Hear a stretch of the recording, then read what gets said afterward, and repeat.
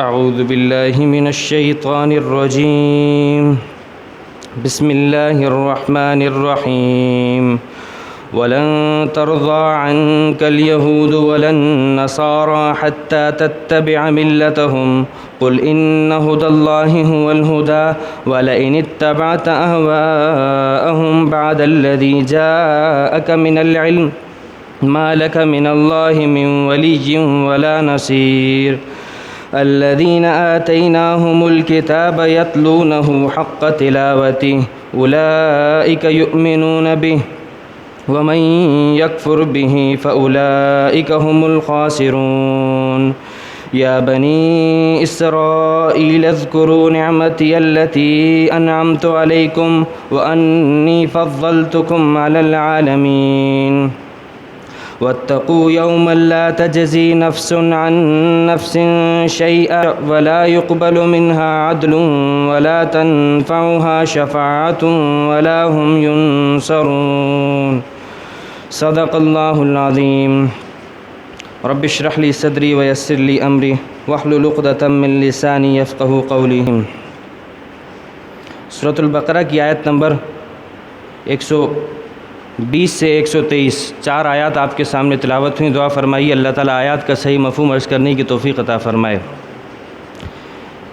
آج کی ان آیات میں اللہ رب العزت ایک سلسلہ کلام جو اس پارے کے 5ویں رکوع سے شروع ہوا تھا، تقریباً آیت نمبر 40 سے، وہ سلسلہ یہ تھا کہ اللہ رب العزت نے ہمارے سامنے بنی اسرائیل یعنی یہودیوں اور عیسائیوں کی خرابیاں بیان شروع کی تھی اللہ تعالیٰ نے، کہ وہ ہمارے سامنے تفصیل رکھی تھی تاکہ ہم نصیحت حاصل کریں۔ آج اللہ تعالیٰ اس سلسلے کو ختم کر رہے ہیں اور اگلی آیات میں جو انشاءاللہ کل سے شروع ہوں گی اس میں ایک نیا مضمون اور نئی بات شروع ہو رہی ہے۔ آج اللہ تعالیٰ اس سلسلے کو ختم فرما رہے ہیں، لہٰذا جب کوئی بات کسی سلسلے کے آخر کی بات ہو، کسی مضمون کی آخری بات ہو، کسی کتاب کی آخری بات ہو، کسی کے بیان کی آخری بات ہو تو وہ بڑی اہمیت کی حامل ہوتی ہے۔ چنانچہ اللہ تعالیٰ اس سلسلے کو ختم کر رہے ہیں تو انتہائی اہمیت کی حامل نصیحتیں ہمیں کر رہے ہیں۔ ان میں سب سے پہلے تو یہ کہ اللہ رب العزت ہمیں کہہ رہے ہیں کہ خطاب اپنے نبی، پیارے نبی محبوب محمد عربی مصطفیٰ صلی اللہ تعالیٰ علیہ وآلہ وسلم کو ہے، اور بڑا ہی خطرناک قسم کا خطاب ہے، بڑا ہی دھمکی آمیز خطاب ہے۔ خطاب تو اپنے نبی کو ہے لیکن نبی سے وہ بات ہرگز نہیں ہو سکتی، اصل سنانا امتی کو ہے کہ امتی سدھر جائے۔ وہ یہ کہ اللہ رب العزت فرما رہے ہیں کہ یہ جو یہودی عیسائی کا ذکر پیچھے گزر چکا ہے، تمہاری یہ کوشش ہوتی ہے کہ یہ تم سے راضی ہو جائیں، تم سے خوش ہو جائیں۔ تم ہر وہ کام کر گزرتے ہو کہ جس سے یہ لگتا ہے کہ یہ کسی طریقے سے ہم سے راضی ہو جائیں۔ تم اپنے چہرے سے داڑھی ہٹا دو گے اس لیے کہ کہیں ہمیں یہ دہشت گرد نہ کہیں، تم اپنے لباس تبدیل کر دو گے، اپنی ظاہری وضاحت کو تبدیل کر دو گے، اپنی سوچ، اپنی تعلیم کو، اپنے تعلم کو، ہر چیز کو تبدیل کر دو گے کہ کہیں ہم سے یہ راضی ہو جائیں۔ تم اپنے گھروں میں بھی ان کو داخل کر دو گے، اپنے ملکی وسائل بھی ان کو دے دو گے تاکہ یہ تم سے خوش ہو جائیں۔ لیکن اللہ فرماتے ہیں یہ ہرگز تم سے خوش نہیں ہوں گے، یہ تم سے ہرگز راضی نہیں ہو سکتے اگرچہ تم اپنے ظاہر کو بھی تبدیل کر دو۔ اقبال مرحوم کا شعر، وضع میں ہو تم نصارہ تمدن میں ہنود، تم نے اپنی ظاہری وضاحت کو، تم نے اپنے چہرے کو، اپنے لباس کو، اپنے اوڑھنے بچھونے کو تم نے عیسائیوں جیسا، انگریزوں جیسا بنا لیا تاکہ انگریز ہم سے راضی ہو جائیں، خوش ہو جائیں۔ اور تم نے اپنی سماج کو، اپنی رسم و رواج کو ہندوانہ بنا کے رکھا ہے۔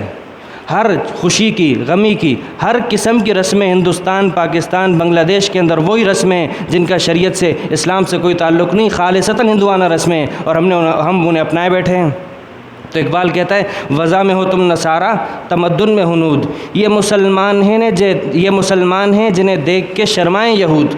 یہودی بھی شرم آتی ہے انہیں کہ ہم نے اپنے دین کے ساتھ اتنا کھلواڑ نہیں کیا جتنا ان مسلمانوں نے کر دیا، کہ اپنے ظاہر کو تو انگریزوں جیسا بنا دیا، اپنی رسم و رواج ہندوانہ بنا دی، اور یہودی شرماتے ہیں کہ ہم نے بھی ایسا نہیں کیا۔ اب اللہ تعالیٰ فرما رہے ہیں وَلَن تَرْضَىٰ عَنْكَ الْيَهُودُ وَلَا النَّصَارَىٰ حَتَّىٰ تَتَّبِعَ مِلَّتَهُمْ، اے میرے محبوب، اے میرے نبی، یہ ہرگز آپ سے راضی نہیں ہو سکتے جب تک آپ ان کے ملت، ان کے دین میں داخل نہ ہو جاؤ۔ جب تک آپ اپنے اسلام کو چھوڑ کے عیسائیت اور یہودیت کو اپنا نہیں لوگے تب تک یہ آپ سے راضی نہیں ہوں گے۔ تبھی جا کے یہ آپ سے خوش ہوں گے. چاہے آپ کچھ بھی کر لو، اپنے ظاہری چیزیں سب کچھ تبدیل کر دو، یہ آپ سے راضی نہیں ہوں گے. اور آپ دیکھیے اللہ تعالیٰ خطاب کنے کر رہے ہیں اپنے نبی کو، اے میرے محبوب آپ جب تک اپنا دین تبدیل نہیں کرو گے تب تک یہ آپ سے راضی نہیں ہوں گے. کیا ایسا ہو سکتا ہے کہ آپ علیہ الصلوۃ والسلام اپنے دین کو چھوڑیں؟ اللہ رب العزت نے ہمارے پاس جو دین بھیجا ہے وہ آپ علیہ الصلوۃ والسلام کے واسطے سے بھیجا ہے. نبی علیہ الصلوۃ والسلام، انبیاء علیہ السلام معصوم ہوتے ہیں، ان پر اللہ تعالیٰ کی پہرے داری ہوتی ہے، اللہ تعالیٰ ان پر نگران ہے. لیکن اللہ فرما رہے ہیں کہ اگر یہ اسی صورت میں یہ آپ سے راضی ہو سکتے ہیں جب آپ اپنا دین چھوڑیں گے. یعنی سوئی کے ناکے میں اونٹ تو داخل ہو سکتا ہے، اگرچہ یہ بھی ناممکن ہے، لیکن سوئی کے داخے میں اونٹ داخل ہو سکتا ہے، لیکن نبی اپنے دین سے نہیں پھر سکتا. لیکن نبی کا دین سے پھرنا ممکن نہیں، تو اسی طرح ان کا راضی تم سے ہونا بھی ممکن نہیں. کتنے واضح طور پر اللہ تعالیٰ نے فرما دیا. اور یہ پوری کوشش کریں گے کہ تمہیں اپنے دین سے پھیریں. لہٰذا آج بھی ہمارے معاشرے میں عیسائی مشنری، آج بھی ہمارے ان پسماندہ علاقوں میں، گاؤں گوٹھوں میں، ہمارے سندھ ہی کے علاقے ہیں، گاؤں ہیں، جہاں پر وہ لوگوں کی مفلسی بیچارگی سے کھیل کر انہیں مال اور مختلف ملکوں کے ویزا دینے کی لالچ میں انہیں ان کے دین سے پھیر رہے ہیں. اگرچہ یہ بات مین اسٹریم میڈیا پر نہیں آتی، لیکن حقیقت ہے. اللہ فرما رہے ہیں کہ جب یہ ایسا کریں تو کیا کرنا ہے؟ اے نبی جب آپ کو آپ کے دین سے پھیرنے کی کوشش کریں تو آپ کیا کہیں؟ آپ اپنے دین پر جمے رہیں اور ایک ہی بات کریں، قل ان ھدی اللہ ھو الھدی، اللہ کی بتایا ہوا راستہ ہی اصل راستہ ہے، وہی ہدایت ہے. جب اللہ نے ہمیں ہدایت دے دی ہے تو ہمیں کسی اور راستے کی ضرورت نہیں. ہم خدا کے پیچھے چلیں گے، ہم خواہشات کے پیچھے نہیں چلیں گے، ہم ہدایت کے پیچھے چلیں گے جو کہ اللہ نے ہمیں دی ہے. اب اس سے اگلی آیت اور ہی زیادہ خطرناک اللہ اپنے نبی سے کہہ رہے ہیں، لیکن بات وہی کہ خطاب نبی کو لیکن سنا امتی کو رہے ہیں. اللہ فرماتے ہیں وَلَئِنِ اتَّبَعْتَ أَهْوَاءَهُمْ، اے میرے محبوب بفرض و محال وہی بات کہ اونٹ سوئی کے ناکے میں داخل نہیں ہو سکتا، لیکن اگر ہو جائے یہ تو ممکن ہو سکتا ہے، لیکن میرا نبی میرے دین سے، میرے بتائے ہوئے تعلیم سے، میرے بتائے ہوئے علم سے پیچھے نہیں ہٹ سکتا. لیکن اگر ایسا ہوا وَلَئِنِ اتَّبَعْتَ أَهْوَاءَهُمْ، اے میرے محبوب اگر آپ ان لوگوں کی خواہشات کے پیچھے چلیں، ان کافروں، یہودیوں اور عیسائیوں کی خواہشات کے پیچھے چلے، من بعد ما جاءک من العلم، بعد اس کے کہ آپ کے پاس علم آ چکا ہے، اللہ کا علم، اللہ کو جان چکے ہیں آپ، قرآن آ چکا ہے آپ کے پاس، ہم نے وہی نازل کی ہے آپ کے پاس، اس کے بعد بھی آپ ان کے پیچھے چلے تو جب اللہ کا عذاب آئے گا اللہ آپ کو ضرور پکڑے گا. اور جب اللہ نے آپ کو پکڑا، ما لک من اللہ من ولی ولا نصیر، کوئی آپ کا دوست آپ کو نہیں چھڑا سکے گا، کوئی مددگار آپ کے پاس نہیں پہنچ سکے گا. یہ بات اللہ کسے کہہ رہے ہیں؟ اپنے نبی کو کہہ رہے ہیں کہ وَلَئِنِ اتَّبَعْتَ أَهْوَاءَهُمْ. ہم کس کھیت کی مولی ہیں؟ ہم نے تو ہم نے خدا کو چھوڑ دیا ہے، اللہ کی ہدایات کو چھوڑ کر ہوا کے پیچھے چل پڑے ہیں، خواہشات کے پیچھے چل گئے، چاہے وہ ہماری خواہشات ہوں یا اغیار کی خواہشات ہوں. بس یہ ہے کہ کسی طریقے سے ہم سے یہ راضی ہو جائیں، ہمیں پیچھے نہ رکھیں، ہمیں اپنے برابر رکھیں، آگے نہیں کرتے تو آگے نہ کریں، ہمیں اپنے برابر تو رکھیں. لیکن اللہ اپنے نبی سے کہہ رہے ہیں کہ اگر آپ نے ایسا کیا تو آپ کا کوئی مددگار نہیں بنے گا. اس کے بعد اللہ رب العزت اگلی بات کو بیان فرما رہے ہیں، اور یہ قرآن کریم کا انداز اور مزاج ہے کہ اب تک یہودی بنی اسرائیل کی جو بیماریاں آئیں، اگر ہم ان کو گننا شروع کریں تو علماء نے بیان کیا تقریباً 40 بیماریاں، 40 معاملات اللہ تعالیٰ نے ان کے بیان فرمائے. لیکن آخر میں یہ ناانصافی کی بات ہوگی کہ ان میں سے جو منصف مزاج لوگ ہیں ان کا تذکرہ نہ ہو. اور یہ اللہ تعالیٰ نے ہمیں تعلیم دی ہے کہ کسی کے ساتھ ایسی بغض و عداوت کہ ایک فرد، 2 فرد، 4 فرد یا اگر 50 فرد کسی قوم میں ہوں، ان کی برائی ہو، ان کے اندر برائی ہو تو آپ پوری قوم سے نفرت کرو گے؟ نہیں، بلکہ جو منصف مزاج لوگ ہیں ان کے ساتھ انصاف کرو، ان کا انصاف کی مزاج ہونا یہ بتاؤ. اللہ فرماتے ہیں والذین آتیناہم الکتاب، اور وہ لوگ جن کو ہم نے کتاب عطا کی، یعنی یہی عیسائی اور یہودی جن کو ہم نے تورات اور انجیل عطا کی تھی، اور یتلونہ حق تلاوتی، یہ اس کو پڑھتے تھے اور اس کے پڑھنے کا حق ادا کرتے تھے، یعنی اپنی کتاب کو پڑھا اور اس کو بحق ادا کر کے پڑھا. تو اللہ فرماتے ہیں اولئک یؤمنون بہ، یہ لوگ ضرور اس قرآن پر، یہی لوگ اس قرآن پر ایمان لاتے ہیں، یہی لوگ قرآن کریم پر اور آپ علیہ الصلوۃ والسلام پر ایمان لاتے ہیں. کیوں؟ کیونکہ تورات اور انجیل میں قرآن کا ذکر بھی ہے، قرآن کی بشارت بھی موجود ہے، اور آپ علیہ الصلوۃ والسلام کا ذکر بھی ہے. تو جو لوگ کسی بھی کتاب کو اس کا حق ادا کر پڑھتے ہیں، حق ادا کر کے پڑھتے ہیں، تو یقیناً اس کے اندر جو بات ہوگی اسے پورا پورا مانیں گے. اور اللہ فرماتے ہیں اور ان کے مقابلے وہیں یکفر بھی، جو اس کا انکار کرے گا، اس قرآن کا اور رسول اللہ کا، اولئک ھم الخاسرون، یہی لوگ اپنا خسارہ کر رہے ہیں، یہی لوگ اپنا نقصان کر رہے ہیں. اب دیکھیے یہ اللہ رب العزت فرما رہے ہیں کہ ان لوگوں نے تورات اور انجیل کو اپنا حق ادا کر کے پڑھا تو انہیں ہدایت ملی، چنانچہ ہمیں بھی، ہمارے لیے اس میں سب سے بڑی تعلیم ہے کہ قرآن کریم کو ہم نے اس کی تلاوت کا حق ادا کر کے پڑھنا ہے۔ اور تلاوت کا حق ادا کس طرح ہوگا؟ زبان سے صحیح طریقے سے اس کے الفاظ کو ادا کیا جائے۔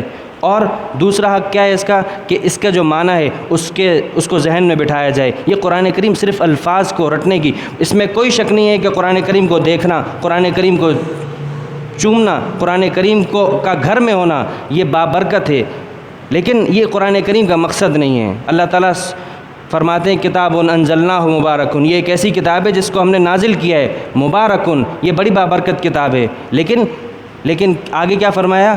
لیدبروا آیاتی، اس لیے کہ تم اس کی آیات میں غور و فکر کرو۔ اللہ تعالیٰ تمہیں کیا بتانا چاہتے ہیں؟ ولیتذکر اولو الالباب، اور جو عقل والے ہیں وہ اس سے نصیحت حاصل کریں۔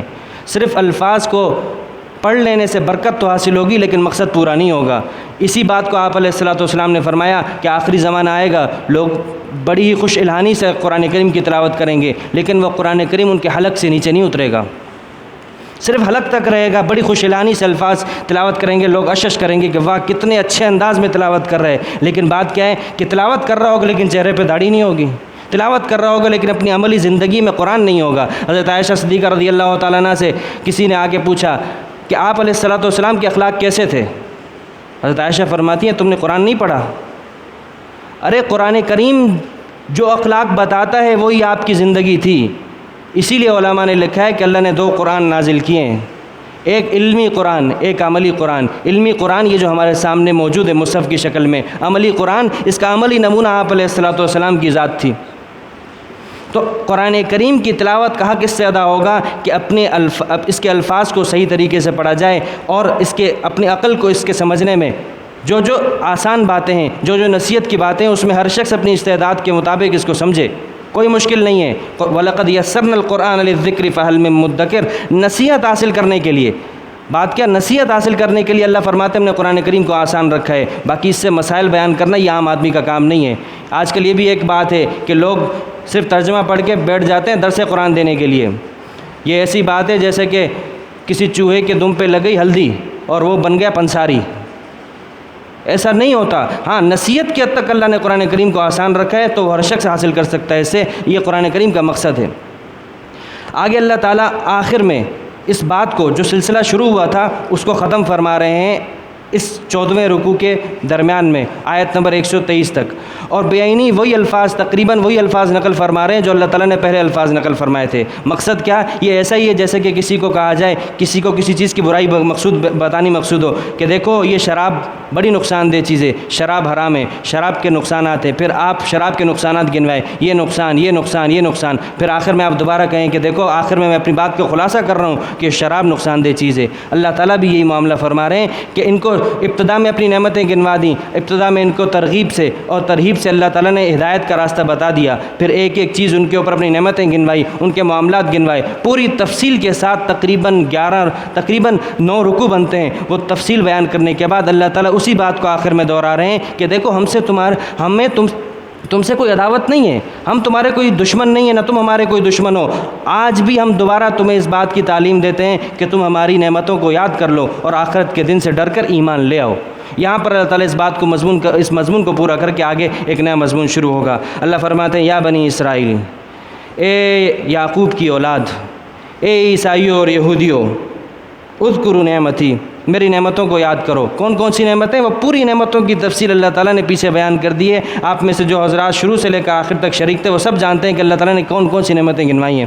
اذکروا نعمتی التی انعمت علیکم، اب میں نے جو آپ پر انعامات کیا ہے، وانی فضلتکم علی العالمین، اور میں نے تمہیں جہاں بھر کے تمہارے زمانے کے ہر پوری انسانیت پر تم لوگوں کو فضیلت دی تھی۔ آگے اللہ فرماتے ہیں واتقوا یوما، ڈرو قیامت کے دن سے۔ قیامت کا دن کیسا ہوگا؟ سورۃ الحج آیت نمبر 2 اللہ فرماتے ہیں یوم یرونہا تذہل کل مرضعۃ عما ارضعت وتضع کل ذات حمل حملها وتری الناس سکارى وما هم بسکارى ولکن عذاب اللہ شدید۔ اللہ فرماتے ہیں آخرت کا دن ایسا ہوگا کہ اس دن دودھ پلانے والی ماں اپنے بچے کو نہیں چھوڑ سکتی، لیکن اس دن کی ہولناکی کو دیکھ کر اپنے دودھ پلاتے ہوئے بچے کو جو کہ چھاتی سے لگا ہوگا اس کو پھینک کے بھاگ جائے گی۔ اس کو اپنی جان کی فکر ہوگی۔ وَتَضَعُ كُلُّ ذَاتِ حَمْلٍ حَمْلَهَا، حاملہ عورت اس دن کی ہولناکی سے اس کا حمل گر جائے گا۔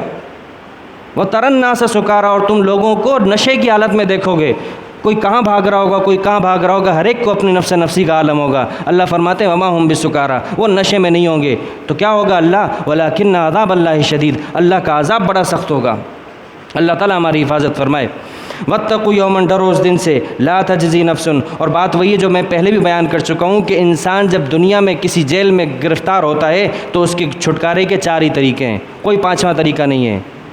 ایک طریقہ کیا ہے کہ مالی ضمانت دے دو، مچل کے جمع کروا دو، اپنے آپ کو جیل سے بری کروا دو، بعد میں کیس لڑتے رہنا، بچ گئے تو ٹھیک ہے ورنہ جیل سے نکل آؤ گے۔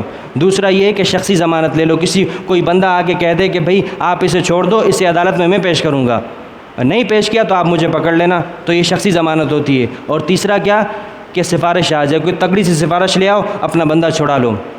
چوتھا طریقہ کیا ہے کہ جیل توڑو، طاقت ہے تو جیل توڑ کے اپنا بندہ نکال دو۔ اللہ فرماتے ہیں یہ 4 طریقے دنیا میں تو چل سکتے ہیں لیکن آخرت میں نہیں چلیں گے۔ وَاتَّقُوا يَوْمًا، ڈرو اس دن سے، لَا تَجْزِي نَفْسٌ عَن نَفْسٍ شَيْئًا، کوئی جان کسی جان کا بدلہ نہیں بن سکے گی، یعنی شخصی ضمانت نہیں ہوگی۔ وَلَا يُقْبَلُ مِنْهَا عَدْلٌ، اور کوئی کسی قسم کا مالی معاوضہ قبول نہیں کیا جائے گا۔ سورۃ المعارج اللہ تعالیٰ فرماتے ہیں یود المجرم لو یفتدی من عذاب یومئذ ببنیہ وصاحبتہ۔ اللہ اکبر، اللہ فرماتے ہیں مجرم جب قیامت کے دن پکڑا جائے گا تو اس کی تمنا ہوگی کہ میں اللہ کے اس دن کے عذاب سے بچنے کے لیے اپنے بیٹوں کو فدیے میں دے دوں، ان کو دے کے اپنی جان چھڑا دوں۔ کیا دنیا میں ایسا ہو سکتا ہے کہ انسان اپنی اولاد کو دے دے اپنے آپ کو چھڑانے کے لیے؟ لیکن وہ دن ایسا ہوگا کہ اس کی تمنا ہوگی کہ میں ایسا کروں، اپنے بیٹوں کو دے دوں۔ اللہ نے بیٹیوں کا ذکر بھی نہیں کیا کیونکہ بیٹے انسان کو فطری طور پر زیادہ معاون ثابت ہوتے ہیں۔ اللہ فرماتے ہیں وہ اگر دینا چاہے گا تو بھی اللہ ہم قبول نہیں کریں گے۔ اگر بیوی کو دینا چاہے فدیے میں، اپنے خاندان کو دینا چاہے، ومن فی الارض جمیعا، پوری دنیا کو زمین میں جو کچھ موجود ہے وہ اپنے بدلے میں پکڑوانا چاہے، اللہ فرماتے ہیں کلا، ہرگز نہیں ہو سکتا ایسا۔ چنانچہ شخصی ضمانت بھی نہیں ہوگی۔ ولا تنفعها شفاعہ، کوئی سفارش کے لیے بھی تمہارے پاس نہیں آئے گا۔ ولا هم ينصرون، اور نہ ہی کوئی تمہیں اس دن آ کے تمہاری مدد کر پہنچے گا اور تمہیں آ کے اللہ کے عذاب سے بچائے گا، ایسا نہیں ہو سکتا۔ لہٰذا ہماری نعمتوں کو یاد کرو، ہمارے اس دن سے ڈرو۔ ترغیب اور ترہیب دونوں چیزیں اللہ ساتھ چلاتے ہیں کہ یاد کرو، نعمتوں کو یاد کرو، ہمارے ڈرو۔ ایمان نام ہے خوف کا اور ایمان نام ہے امید کا، انہی دو کے درمیان ایمان چلتا ہے۔ انسان کی زندگی 4 حالات سے خالی نہیں ہے، یا تو ہر وقت انسان کی زندگی میں کوئی ایسا حال پیش ہوگا جو اس کی طبیعت کے موافق ہوگا یا اس کی طبیعت کے مخالف ہوگا، یا کوئی ایسی حالت ہوگی کہ اس کی کوئی تمنا تھی وہ پوری نہیں ہوئی، یا اس سے کوئی غلطی ہوگی اس پہ پشیمان ہوگا۔ ان 4 حالتوں کے علاوہ کوئی 5ویں حالت نہیں ہوتی۔ ان چاروں حالت کا ایک حکم ہے۔ اللہ تعالیٰ فرماتے ہیں کہ جب تمہاری طبیعت کے موافق کوئی کام ہے تو شکر ادا کرو، طبیعت کے مخالف کام ہے تو صبر کرو۔ اگر تم کسی چیز کی تمنا ہے وہ نہیں مل رہی تو دعا کرو، اگر کسی کام کے اوپر پشیمانی ہے تو استغفار کرو۔ اگر یہ 4 کام اپنا لیے جائیں، ایک شکر، دوسرا صبر، تیسرا دعا، اور چوتھا دعا کے بعد اگر کسی کام پہ غلطی ہے تو اس پہ استغفار، ان 4 کاموں سے اپنی زندگی کو انسان آباد کر لے تو اللہ سے اس کا جو تعلق ہے وہ مضبوط ہو جائے گا۔ اللہ کو راضی کرنا مقصود ہے، باقی مخلوق راضی نہیں ہو سکتی۔ مخلوق کے حقوق ادا کرنے ہیں، باقی کوئی مخلوق راضی نہیں ہو سکتی۔